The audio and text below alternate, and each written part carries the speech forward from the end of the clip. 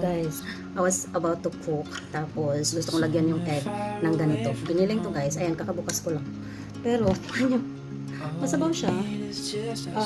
Ready to use, giniling, ground pork mix. Ayan, tingnan nyo yung picture. Tapos, eto. Kakabukas ko lang yan ha. Walang ano yan. Look at this.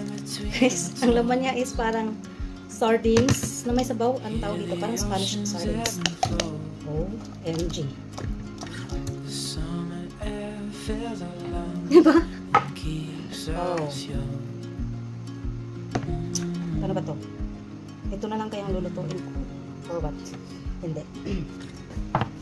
Masisira yung lulutuin ko pag masisira yung plato. So, buti na lang may isa pa. Ito. Siguro giniling na to kasi kasi parang hindi siya masabaw. Pero let's see. Ayan. Ito.